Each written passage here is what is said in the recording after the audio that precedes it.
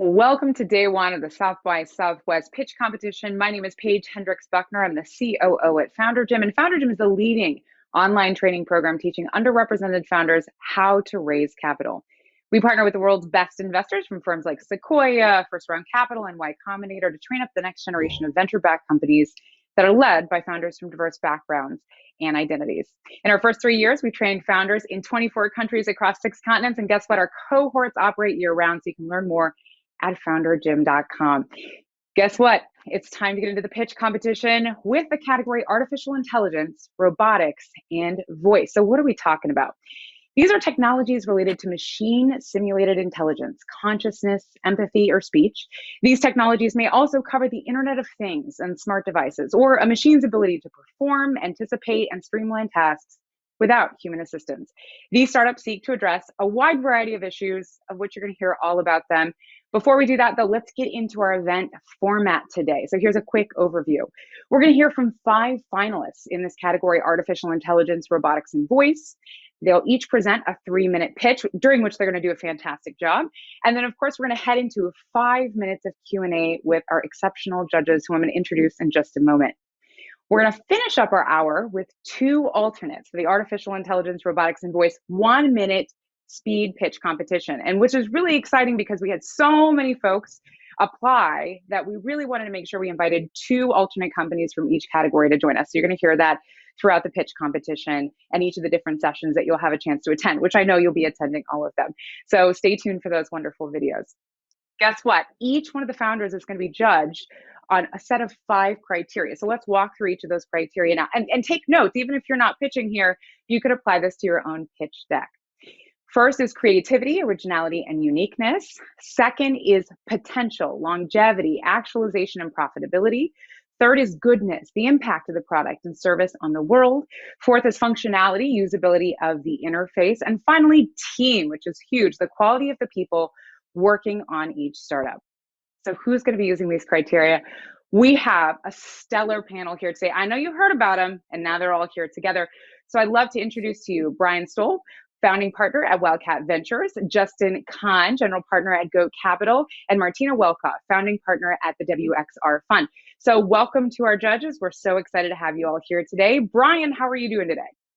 I'm doing great. Thanks for having me. Where are you joining us from, Brian?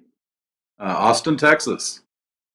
Hey, sending love to you in Austin and all of Texas. So thanks for being here today. Justin, how are you today? I am also doing great. You're also doing great. Justin, where are you joining us from today? I'm in California. The weather's a little bit better, I think, than where Brian's at. Weather shade. It's my favorite way. All right. Heading on over to the wonderful Martina. Martina, how are you doing today? I'm doing really well, thank you. Good to see you. And where are you joining us from? I'm just north of Justin, up in Seattle. Oh, hey, yay, I'm just zapping you down in Portland, Oregon. So sending you some Pacific Northwest love right now.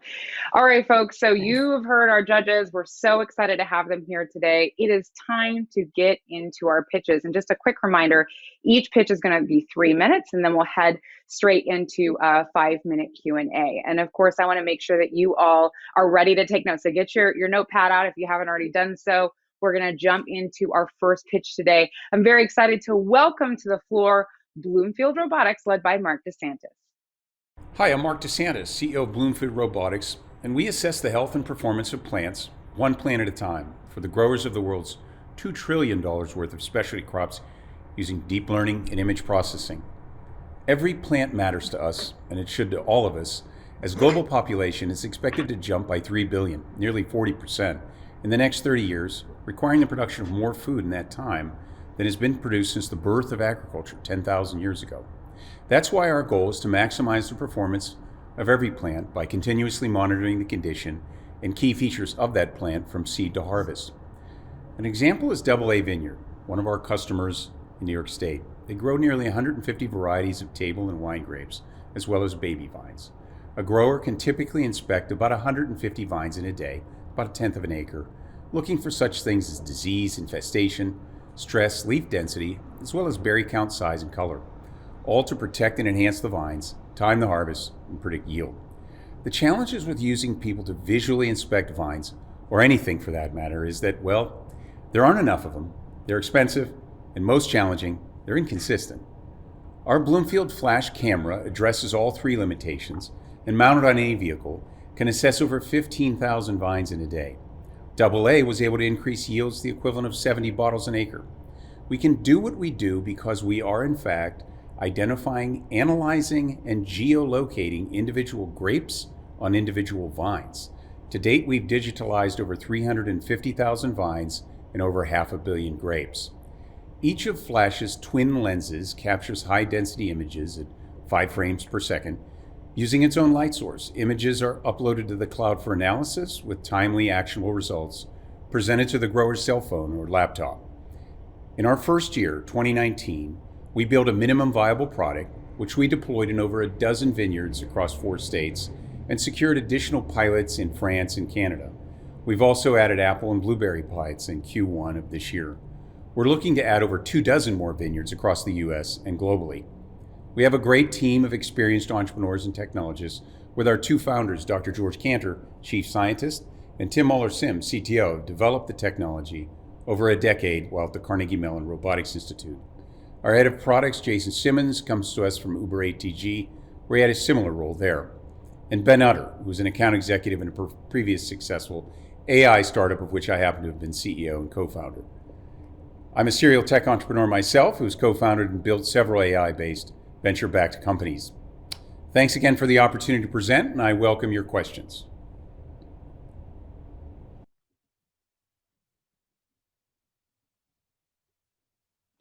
And a round of applause, Mark. Fantastic pitch. We are going to get now into the Q&A, and I'm going to ask our judges to ask their questions in the following order: Martina, Justin, and Brian. So Martina, kick us off. What's your first question?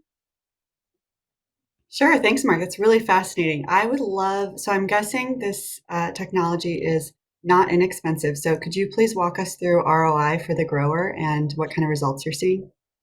Sure. We charge in what I call a cell phone business model, a flat fee that varies between $1,000 to $4,000 per month.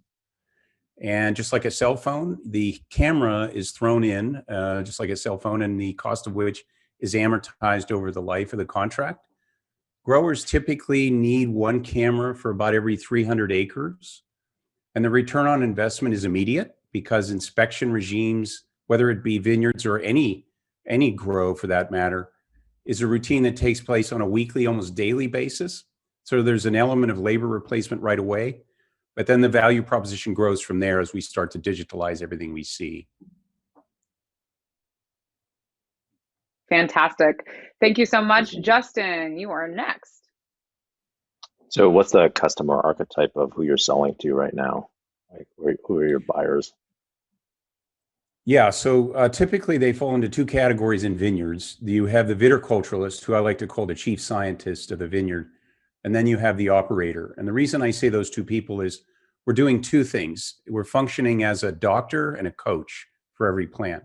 As a doctor, we're diagnosing problems, whether it be infestation, disease, stress, and that's typically the role of a viticulturalist, to find bad things while they're happening. We see those, address them, and then point direction to fix it. We function like a coach because at any given time during the year, you want to monitor the performance of that grape cluster, et cetera, and you want to match it against what the expectation were for that given month. That's where the operator comes in. The operator's role is to respond to the evolution of that grape throughout its life, and then add water, fertilizer, or any other things they need to add to enhance the performance of that crop. So we serve both roles, and in both cases, when we typically enter a vineyard, those are the people we speak to. And Great. what's the barrier right now to selling? Oh, sorry. It's okay, Justin, go ahead. Brian. And then we're gonna head over to Brian. So barrier, yeah, the toughest part we've had is not that the need for inspection. That's an easy sell. They get it. They don't want the systems they use right now, they acknowledge don't work. The first challenge we had was to prove we're at parity with a human observer. So in other words, we had to go in there and say that, can we see the grape? Can we judge its color, its quality, the leaf density, et cetera? Is that possible? So that was really our first year. We got over that hurdle pretty quickly because this technology had been under development for a decade at Carnegie Mellon. So that's really the first and probably biggest barrier. Thank you. Fantastic. All right, heading on over to Brian. Please ask your question. We're in about 1 minute and 40 seconds remaining. So, how big do you expect this market to be, and what's your 5-year revenue projections for this product? Yeah, this we company? expect to be, in reverse order, we expect to be doing about 60, 70 million in somewhere in the 4 to 5 year time frame. Specialty crop market globally is $2 trillion. Agriculture is the largest commercial market in the world. The specialty crop market has its own subsegments. We happen to focus on the part of the market, grapes, where the use of advanced technology and solutions like this is more common. But we expect to move down that ladder to the next crops being blueberries and apples. Fantastic. Martina, we're back to you. 1 minute. I guess just let's zoom. We talked about 5 years. Tell me what the next year looks like and what your kind of go-to-market is after you finish these first few pilots. Sure. We've had success going through associations. In fact, we've picked up about a half a dozen customers going through the grape associations on the West Coast, both in Washington State and California, and now in Bordeaux. We've added 2 vineyards in the Bordeaux region through a similar association in France. And so that's been successful. So that's one approach. The second approach has been the direct approach. We've been fortunate. We've got our unfair share of earned media. So we've had about half of our existing customers actually found us. So we're going to try to build on that. And we have an individual in Prosser, Washington, who sells for us, a gentleman named Jonathan Petard in Paris, who handles France, and then a gentleman named Ben Utter, who I mentioned earlier, who handles everything else in North America. So the direct approach. And that is time. Oh, thank you. Thank you for your time. I'm going to have us wrap up. Thank you. Thank you very much. We appreciate you. Wonderful work. Wonderful work. Thanks, judges, for great questions. All right. I am going to move us on so we can get out of here on time because we are heading into our second pitch now, which is Cradlewise, presented by Radhika Patel. When I had my first baby, nothing was the same again, especially sleep. I was sleep deprived for days on end, almost to the point of depression. I had tried every sleep tip and every sleep gadget out there. Nothing worked. Even in that sleep deprived state, I noticed one thing. If my baby woke up crying, I had signed up for 40 minutes of soothing. But if I watched her and at the earliest signs of stirring, if I rocked her, she used to go back to sleep and sleep well. And there was our aha moment. What if there was a crib that could sense early signs of wake up and start rocking before things got out of hand? This is how Cradlewise was born. Hi, I'm Radhika, co-founder and CEO at Cradlewise. Bharat and I are husband-wife co-founders. We are inventors and have created tech that drives drones, smartphones, and robots for companies like Qualcomm and Texas Instruments. Cradlewise is an intelligent crib that spots the first signs of wake up and automatically starts rocking to soothe the baby back to sleep. It has an integrated baby monitor that senses the baby's stirring, opening of eyes, and changes in breath rate to predict wake up. Every baby is unique and there's no one-size-fits-all solution.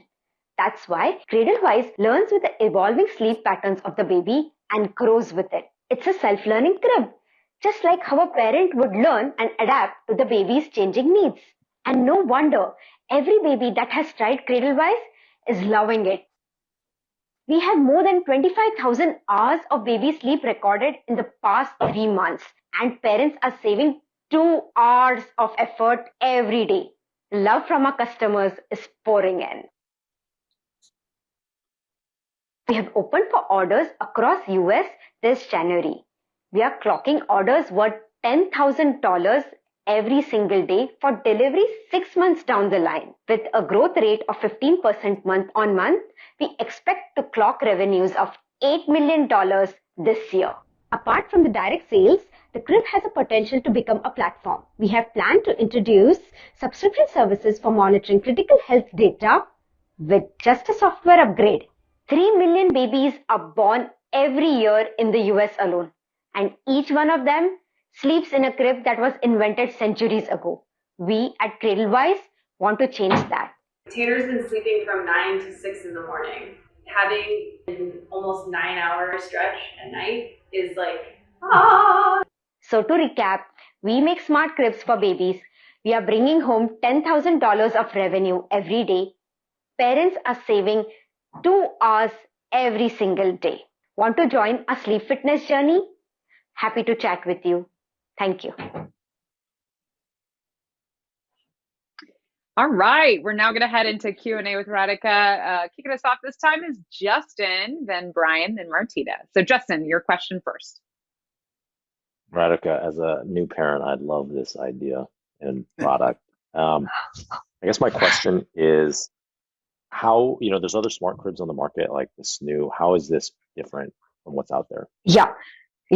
So the core difference between SNU and Cradlewise is that SNU reacts when the baby starts crying, and that's already too late. You have lost it. You have signed up for 40 minutes of soothing.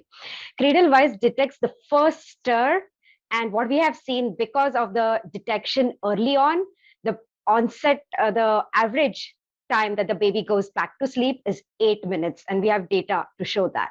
So it's less of drama and more of sleep because of the early detection. Amazing. Fantastic. Heading on. Thank you, Justin. Brian, you're next. Yeah, what's the go-to-market here and the unit economics of that? Right. So we are we have launched pre-orders that will be fulfilled in July, and we already have clocked revenues worth $250K in the last 1 month.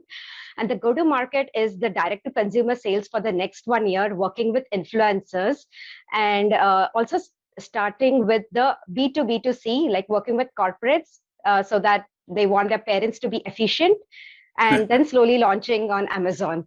So that's our go-to-market for the next 1 year. It's going to be primarily direct-to-consumer and then a starting of e-commerce. Great, thanks.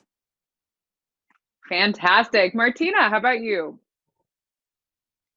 Thanks, Radhika. I am also a new parent, so this one's Wow. near and dear to my heart. I'm curious what your price point is and then how that corresponds to your customer profile. What consumer segment are you targeting? Right. So as of now, we are doing outright sales, but going ahead, we want to do like a Peloton kind of a model where we have upfront cost, like a $500 upfront cost, so that it's easy for most of the parents to make the decision, and then monthly subscriptions for any of the smarts to work. So and that kind of is what we will be doing segmenting of parents trying out a rental model. Because of COVID, we had kind of paused that. So rental model, and then the upfront plus subscriptions, because the Cradle is a platform and many more services could be added to this, like the vitals, and parents could choose what they want exactly. Maybe the sleep analytics, they don't need that much, but the vitals is what they prefer. So we want to go to upfront plus subscription models. That way we increase the LTV. It can be passed across from one customer to the second customer, and the second customer still enables the subscriptions, and we don't lose the revenues from that. So that's how we plan to go ahead. Great. Ask a Great. quick And with follow-up on that.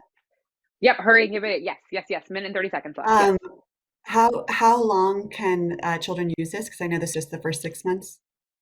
No, it's up to 2 years. So it's a bassinet for the first 6 months and a crib for the next 24 months.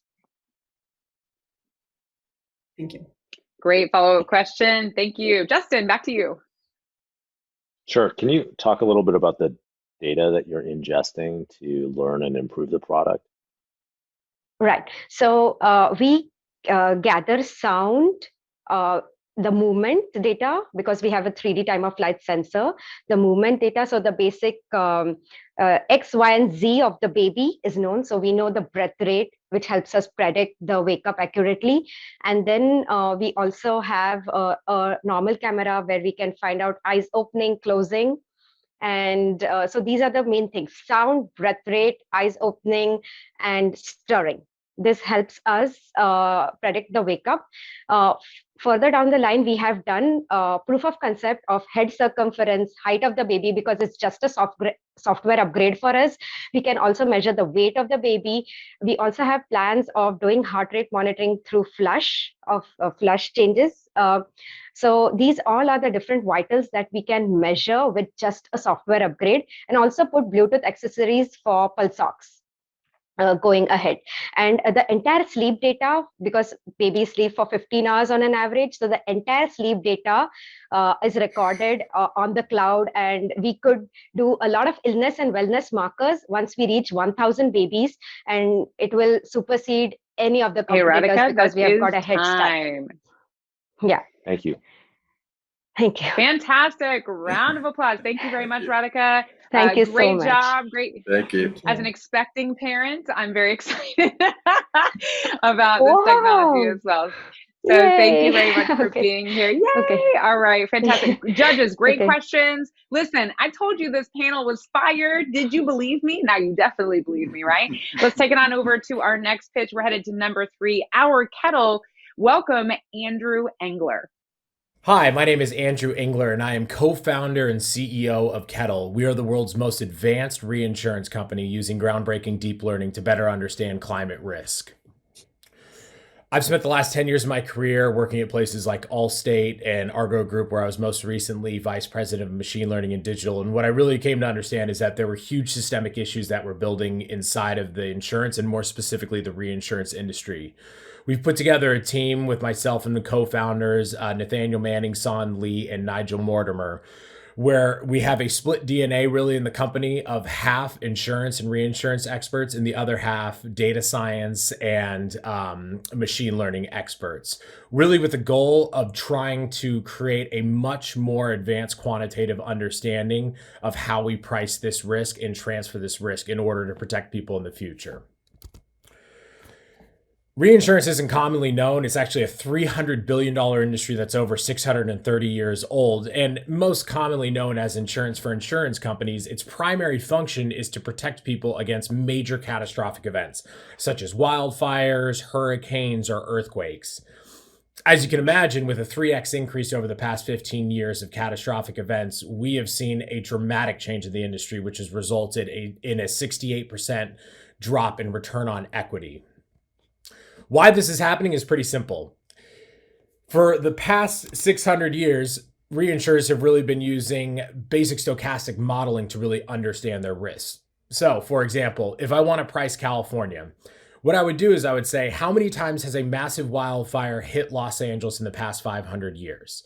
If it's happened twice, then that means that there's a 1 in 250 chance of a wildfire hitting Los Angeles this year. That is fundamentally no longer true because of that increased frequency and severity that we see due to climate change, which forces us to use a much more advanced quantitative and mathematical tool set to understand these risks going forward. We've spent the last year and a half taking over 47 separate satellites and weather data maps, which equate to 7 billion lines of geospatial data, and then created our own proprietary form of deep learning, which is influenced by particle swarm optimization, which we call swarm neural networks. We have 32 separate neural networks that run horizontally and dynamically communicate with one another in real time. This ability to run massive amounts of calculations and understand the relationship between these coefficients and variables gives us an 84.7% precision in recall. And just to translate that into real numbers, this past year, out of the 14 major wildfires that we saw, the Kettle model predicted 11 of them in the top 10% most likely areas to have a wildfire in the state. And if you move that metric up to the 20% most dangerous areas that the model predicted, we were 14 for 14.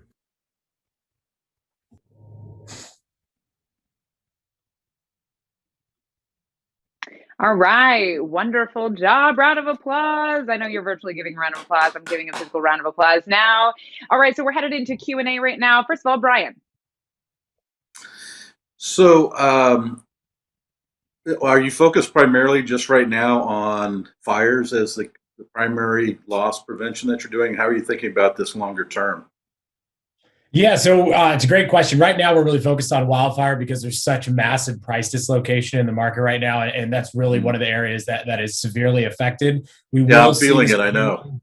Yeah, feeling it directly. And I mean, we will see it as we can see what happened recently with Texas. These increase in convective storms, also the increase in frequency that we saw with hurricanes. You will continually see these larger reinsurance markets break down. And while the front end customer never really deals with the reinsurance company, they are actually the person at the end of the day who pays the bill if your house burns down from a wildfire or hurricane or happens to be hit by an ice storm. So it's critically important for these systems to stand up. So right now we're primarily focused in wildfire, but over the next 3 quarters, we already have about half the model built for wind flood, and we'll continue to expand. All right, fantastic question. Martina, you are up next. Thanks. So you mentioned this is sort of a lesser known aspect of the insurance market, and I was hoping you could walk through the market dynamics there a little bit more and what kind of customer feedback or what kind of traction you have to date. Yeah, absolutely. So the best way to explain it, you have a home and you go to an Allstate or State Farm and you say, will you insure my home? They say, sure, you pay us $3,000 a year and we'll cover you for $500,000. And they cover you against your toilet exploding and flooding your house, or your stove lighting on fire and lighting the house on fire, or someone tripping at a barbecue and falling and suing you. What they do not directly cover you for is for like a catastrophic event, because they can't handle if they lose 20,000 homes at once to a hurricane or 10,000 on their single balance sheet. So regulators force them to pass that catastrophic risk on to someone else. So the best way to think about our customers is as insurance companies. So while they cover all the other things that happen to your house, if it happens to be a wildfire, earthquake, flood, something of catastrophic nature, then that is passed directly back to the reinsurance markets, who end up paying for it in the end. Great question. Justin, you're up next. Hey, Andrew. So where are you at in bringing this to market? You have customers right now? Yeah, we're pre-revenue right now. We went back to the market, so we actually operate kind of as a hybrid MGA micro reinsurer, we call it. We have 37 markets that are currently interested in providing capacity for us. So essentially, we deploy money on behalf of them to write these insurance policies or reinsurance policies.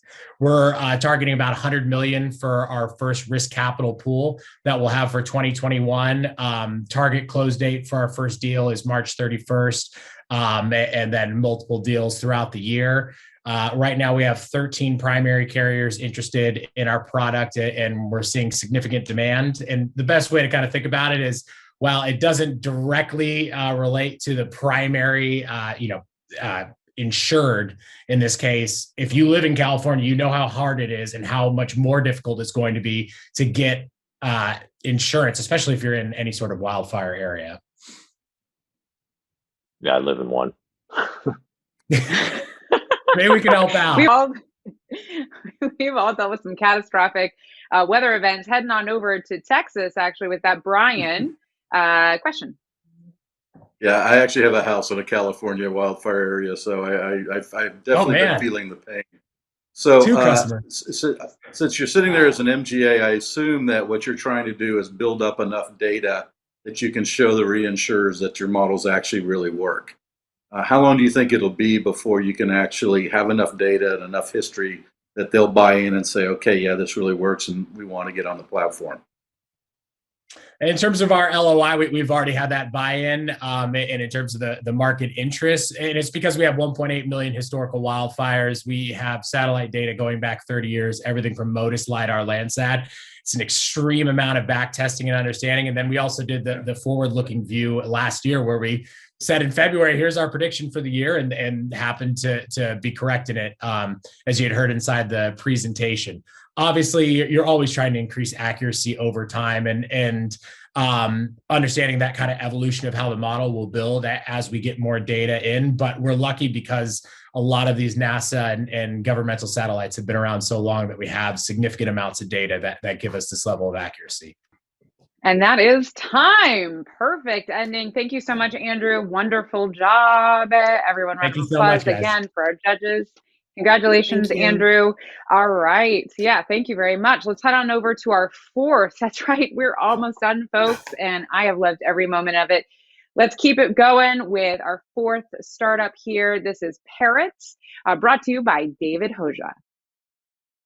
I'm David Hoja, founder and CEO of Parrots Inc. Our mission is empowering people with physical challenges to be connected with the world. And getting to know our early users, I have met amazing minds who are just stuck in their body and they cannot speak. They have limited communications. And we want to empower all these people to have the ability to communicate efficiently and to be the next Stephen Hawking or to be able to achieve their dreams. That's why we built Poly, social assistive platform, harnessing the power of AI and machine learning to give voice and telecare for people with neurological disorders. Poly works in real time with just using their eyes. Poly is combining 5 devices in one compact device. This is the first one, which is completely software, just can be downloaded into their smart devices. Next generation, adding hardware component can be mounted on the wheelchair or a bedside. And we're helping 3 groups. Patients by hands-free experience and 4 times faster than all other competitors. Caregivers will have telecare solution like life monitoring and alarm system. Healthcare provider will have data analytics. One use case here, by understanding the surrounding, Jack with multiple sclerosis can formulate sentences within seconds, and also understanding his emotions, facial expression, and body language. Smart monitoring for the healthcare team and the nurse, so they can check on their patients in real time everywhere. We have already 2 products with our current users. Next generation will add data analytics to help healthcare providers. And we are already raised over 400K from award and competitions and angel investment. And we have partnership with Novartis and Verizon. And we have partnership with 5 nursing homes with over 150 users around the US. Users like multiple sclerosis, spinal cord injury, other conditions who need this technology. And our target market in the US, we're talking about over 24 million patients who need this technology. We work with partners. We have one-time payment and monthly fee, and we want our devices to be covered by insurance, and we are in the process of getting that. And we have the right team and experience to have that in our patients. And from engineering, robotics, machine learning, mainly from MIT and Harvard, and we have medical advisors, business, and community. And we have been in many places winning many awards like Verizon 5G Challenge and many other places like TechCrunch. Hope you can join in our mission. Thank you. Thank you so much, David. We're heading over into Q&A now. So it's Martina, Justin, and then Brian. Martina, please kick us off. Thank you. This looks like really transformational technology. And I'd like to learn a little bit more about the insurance side and what you're looking at for reimbursement. Are there existing CPT codes that cover this, or will you need to file for new CPT codes? Yes, there are 3 CPT codes that we are working on, and we're going to submit that by the end of the year, because the deadline to submit the insurance case is January. So we're looking to submit that this year. And what's the expected timeline for approval on those? What are you projecting? Our expectation is going to be about 1 year or 2 years max to get that. Great questions. Heading on over now to Justin. David, I like your mission, but maybe I had a little bit of trouble understanding exactly what the product was. Could you explain maybe a little, for someone who doesn't have familiarity with the space, exactly what the product is? Okay, yeah. So to make it simple, it's kind of like 5C. The first C is communications. So people who cannot communicate, our devices can speak for them, and which is faster than all other communication devices, because we have the real time and the AI and computer visions to formulate sentences and have much prediction. Not just that, even we have our own machine learning algorithm, which is building over time. So if they are using the device more, the device will pick up more and have much faster experience. That's the first one, which is communications. The second one, which is control, by having the 360 computer vision, so they can see the surrounding. That's helping them for safe navigation, indoor and outdoor. The third one, which is connectivity with smart home and IoT devices. The fourth one, which is compatibility. So people can use just their eyes with eye tracking or joystick or head mouse. So they can have multiple platforms, even like we have Windows and iOS and Android, multiple platforms. And the fifth one, which is caregiving, so to help the caregivers with their life monitoring and alarm system. That's basically a summary of our 5 Cs. Gotcha. Okay. Thank you. That was very clear. Thank you very much. Heading on over to Brian. We're at 2 minutes and 15 seconds remaining. This is obviously very critical and life-changing, but for a very narrow market, as you've currently defined it. I'm just kind of curious where you see the longer-term applications of this, where you think you might be going over time as you perfect it in this very high, high test environment, in a very difficult environment. But once you've got it really working well, where else do you see it going? Yes. So right now we are focusing on severe conditions and neurological disorders, but eventually once our device is getting more smarter, so we can target even the kids with other conditions, other disability, even people with the cognitive disability. That can help them as well. Not just that, even the elderly market, like people with Alzheimer and all kind of other cognitive conditions, our devices can help them with that.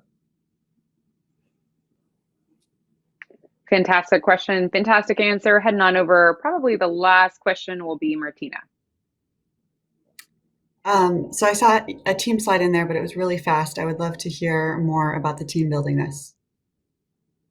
Yes, my background from mechanical engineering, from Harvard, and over 10 years experience in robotics, machine learning, and medical devices.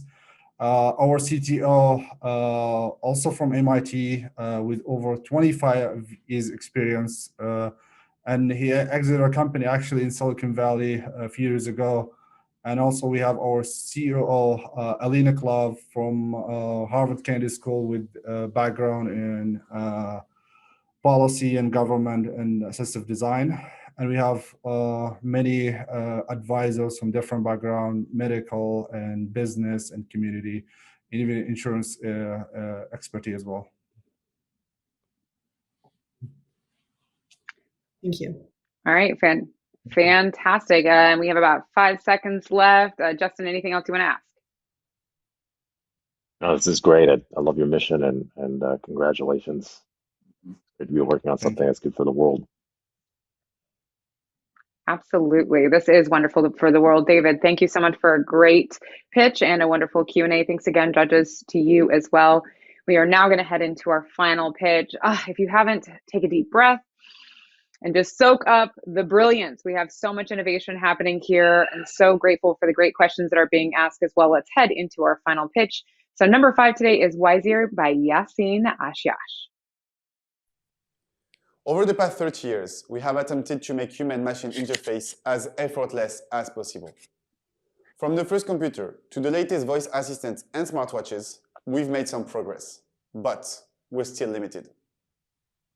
What if you could control your device without even touching it, almost magically?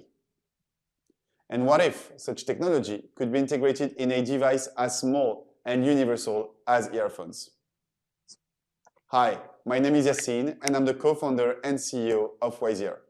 I want to show you how Wisear enables people to finally get seamless, voiceless, and touchless control of their devices. To do so, we license our neuronal biosensing solution to earphone makers. We use tiny electrodes to record your brain and facial activity. Then, our patent-pending AI technology transforms these signals in intuitive controls that let you take actions such as answering a call, for instance. Our business model is simple. We license our technology to our clients, and we take 20% of the incremental margin they generate. Brain wearable headphone brands already exist on the market, but they focus on building their own devices. On the other hand, a lot of B2B biosensing solutions have been developed over the past decades, but they focus on the heart activity only. We are uniquely able to license the first hardware-agnostic brain wearable solution that fits in any earphones. Our top target market is the true wireless earphone market, and it's $16 billion of revenue in 2020. But our technology is robust enough to be used in any kind of earphones. Alan, our CTO, graduated with a master in neurotechnology. And over the past 6 years, as product manager and data scientist, we have grown 2 products from 0 to $100 million of revenue per year. 2 months ago, we secured our first proof of concept deal for $150,000. And we reached close to $450,000 in funding. Our focus for this year is to transform that first contract into a licensing deal. 5 years from now, we are confident that most of our everyday devices will be equipped with biosensors. Brands are racing to find a brain sensing solution that works, and we are building it. Actually, by signing 3 clients only, we could reach up to $100 million of revenue per year. Does that sound like sci-fi to you? Well, believe it or not, this is using this technology that I've been controlling the slides for the past 3 minutes. Now, if you have any questions, I'd be happy to answer them. All right, Yassine, wonderful job. We are so excited to talk to you about this technology. So first up is Justin, then Brian, then Martina. Yassine, I love the idea. What is the fidelity of the controls that you have? I feel like if it works, then, kind of whether it's hardware agnostic or not is a little irrelevant. It's, people have been looking for BCI for a long time. And so I'm curious, like, how it works, what's the fidelity, like what kind of controls do you think people could use this for? Or like, yeah. Well, thank you, Justin, for the question. So the current fidelity is we get 95% accuracy. I was thinking of maybe doing a very quick demo live. I'm taking a lot of risk right now, but if you guys are happy, I can just show you and play the music with my hands free. That works for you? Sure. Yeah. Sure. Cool. Yeah. So I'm going to play a song for all the companies here, right?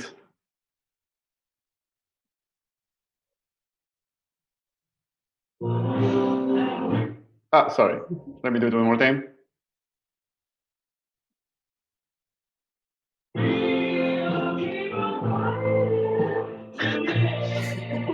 All right, nice that's choice. it. Sorry. Did that work? Did you hear it, or did I miss it? No, we heard it. Yeah, no, we heard it. Okay, perfect. Awesome. All right, so almost worked, right? But anyway, my point being that it didn't start fast enough the first time, so I redid it once again. Anyway, so the accuracy is 95% at the moment, which is very similar to what you would have on a haptic control on any earpieces these days.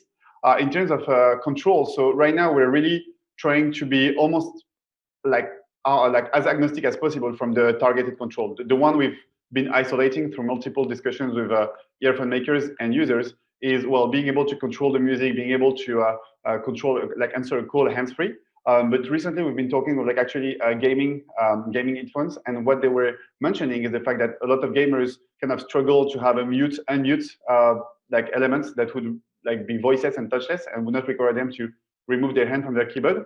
And the other piece that we're working on is like a B2B approach with walkie-talkie makers to avoid having to press that little button, on the right when you have to open the communication. So multiple use cases that we've been isolating so far. We're just making sure that our technology works on any hardware and for any of these use cases. Thank you. All right, subtle flex with We Are the Champions. Heading on over to Brian.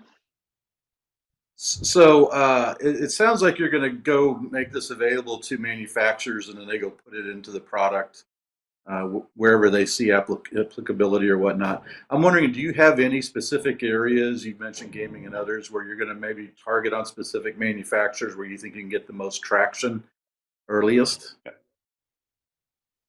So that's a good question again. So right now we are focusing on enterprise clients. So basically, if you look at the wireless earphone market, It's a market where you have like Apple that's making 40% of the market. Then you have another 10 brands that are making like another 40% of the market. And then you have like the long tail, which is another like 5,000 brands that are making the remaining 20%.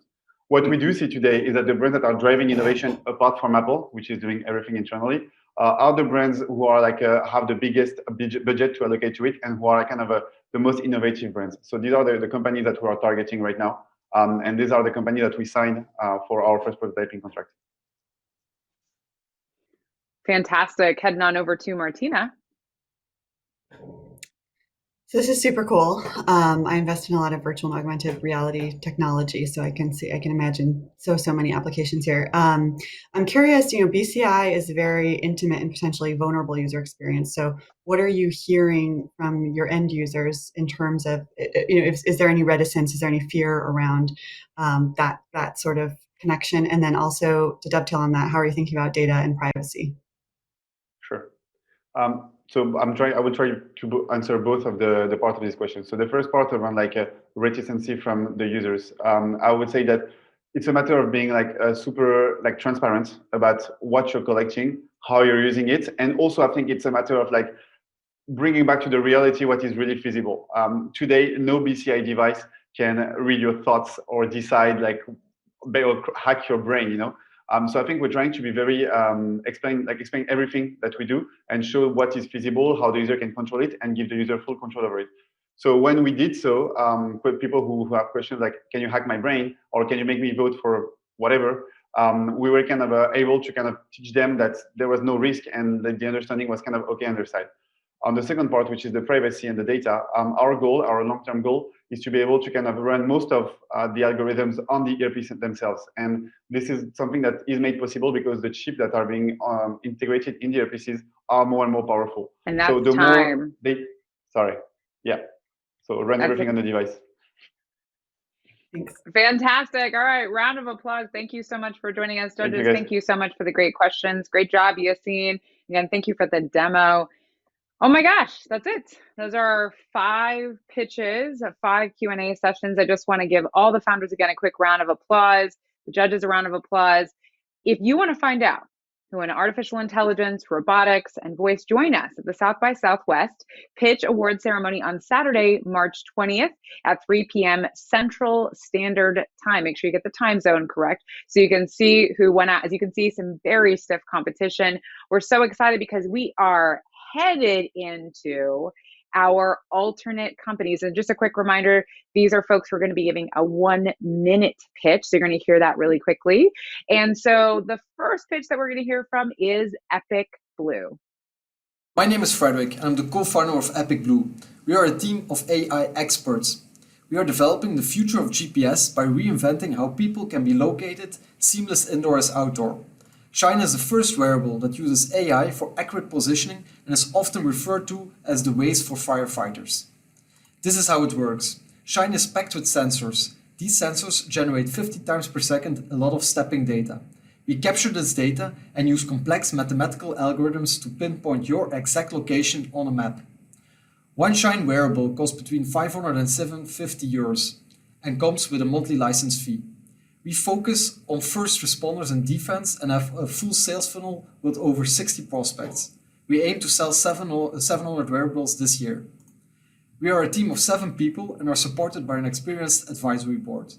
In the last 2 years, we raised $1.2 million in funding and are now ready to scale. All right, fantastic job, Frederick. You did a great job with the Epic Blue, and then we're headed over to Genus AI. Today, the majority of ad money is transacted by machines, with online video being the fastest growing ad format. Yet, brands still make their direct response ads manually and spend their growth budgets inefficiently. Imagine a world where brands can seamlessly model customer behavior, building unique audiences and adapting thousands of variants of machine-generated content across digital channels. I'm Tadas, the founder and CEO of Genus AI, and this is our customer growth platform. The SaaS platform starts at $1,000 per month with a 3% platform usage fee. We are designed to share this technology to help brands scale. Brands using our platform have spent over $50 million in the Facebook Instagram marketplace alone. They've decreased CPAs by 30%, doubled their ROAS, and achieved their campaign objectives. Our team includes published AI researchers, international award-winning engineers, and growth experts from institutions like Facebook, University of Cambridge, Goldman Sachs, Figure 8, Sotheby's, and others.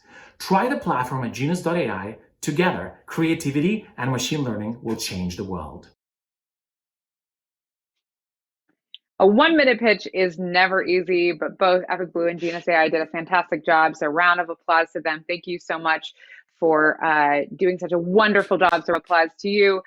Folks, it's time to wrap things up. I know, can you believe it? I'm shocked this went so quickly because I was having such a good time. So I first want to say thank you to our judges. Thank you, Brian and Justin and Martina. We're so grateful for your expertise. You bring so much from your lived and your professional experience. So thanks for joining us.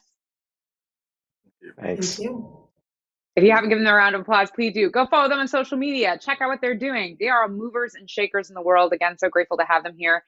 I also want to congratulate all of our finalists, Mark, Radhika, Andrew, David, Yassine. That's Bloomfield Robotics. That's Cradlewise, Our Kettle, Parrots, and Wisear. We're so proud of the work that you did. You represented the South by Southwest pitch competition well. We can't wait to celebrate one of you as the winner at the South by Southwest Pitch Award ceremony on Saturday, March 20th, again at 3 p.m. Pacific Standard Time.